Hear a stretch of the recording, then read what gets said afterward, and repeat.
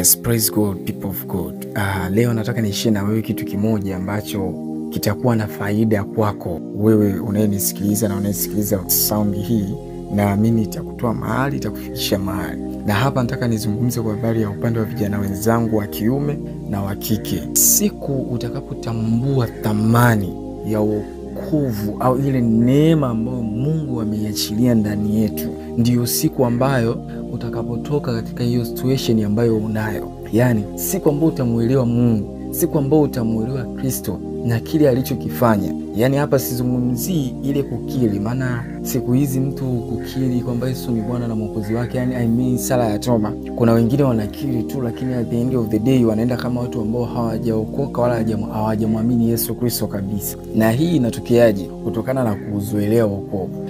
Leo sauti ya Mungu inasema Mungu amewatoa watu kibao, amewaweka. Kuna watu ambao ni vijana, lakini Mungu ameamua kupitisha nguvu yake ndani yao ili awatumie. Kuna mabinti ambao wako leo hawaelewi nafasi zao, lakini Mungu anasema kuna neema ameachilia ndani yao ili awatumie, tofauti na vile ambavyo wanajiona. Lakini leo watu wanaenda tu, mabinti wanaenda tu, wengine wapo makanisani, wengine wapo tu wanaendekeza vitu vya ajabu, wanaendekeza fashion, wanaenda ili waonekane. Na kwa bahati mbaya au nzuri, makanisa yaliyo mengi kwa sasa ni makanisa ambayo yamekuwa hayafuatilii mienendo sana ya watu. Kwa sababu gani? Mambo ni mengi ya kufanya. Wachungaji wana vitu vingi, watakemewa wakiwa madhabahuni, lakini sio kila wakati watakufuatilia. Kwa ili ujitambue na ili uone thamani ya kile kitu ulichokuwa nacho, Mungu mara nyingine anaachiliaga hali hiyo ili wewe binafsi ujitambue. Sasa cha ajabu ni kwamba watu wanapoacha kufuatiliwa,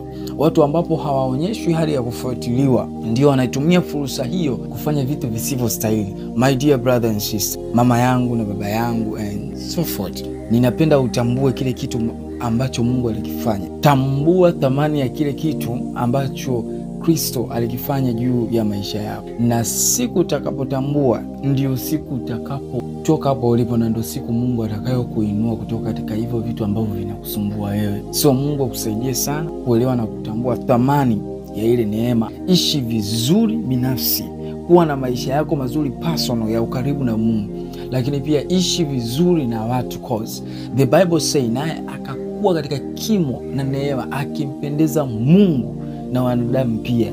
So hauwezi ukaenda tu Mungu akakufurahia alafu watu wakawa wanakuchukia, au watu ambao hawakuelewi labda pengine tabia zako, labda vaa yako, na vitu vingi sana ambavyo vinaweza vikakuharibia kibali mbele za watu. So make God help kuelewa kile kitu ambacho anatamani wewe ukifanye ili kutimiza mapenzi yake na ili kuishi maisha ya ushuhuda. Kuna baraka za watu wengine zimefungwa, kuna neema ya mtu fulani imefungwa katika vaa yake tu. Kila kitu unachokifanya lazima ujue kinakutambulisha. Yani kila kitu ambacho unakifanya, kila kitu ambavyo unaishi katika maisha yale ya kawaida, lazima ujue kinachangia katika wewe hapo kuvuka na kutoka hapo ulipo. Yani inamaanisha kuna watu wakikuangalia, kuna destiny helpers wengine, na kuna maisha mengine ambayo yanaendelea. Vaa yako ndio utakao kutambulisha. Kuna mtu anaweza kuona umevaa vizuri akaona unafaa kukaa kwenye ofisi yake.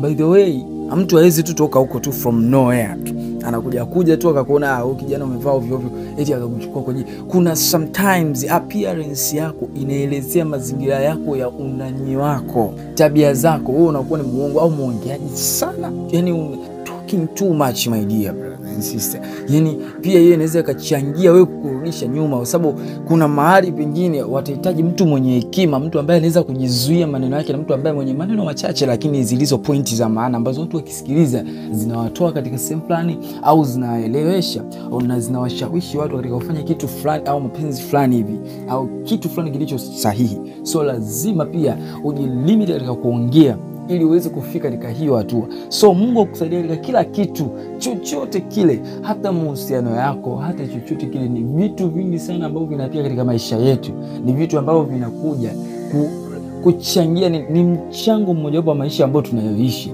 So sometimes unapopitia katika hali ya ugumu, lazima ujikague kwanza. Je, kila kitu ambacho mimi nakipitia au kila maisha ambayo mimi naishi yamekaa katika system ambayo inakubalika, yani kuanzia vaa yako, ongea yako, muonekano, kila kitu, tabia zako, hizo zinaweza kusaidia wewe kumove on, au zinaweza zikakufanya wewe kudidimizwa na kushuka na kusaulika kabisa. Mungu akusaidie.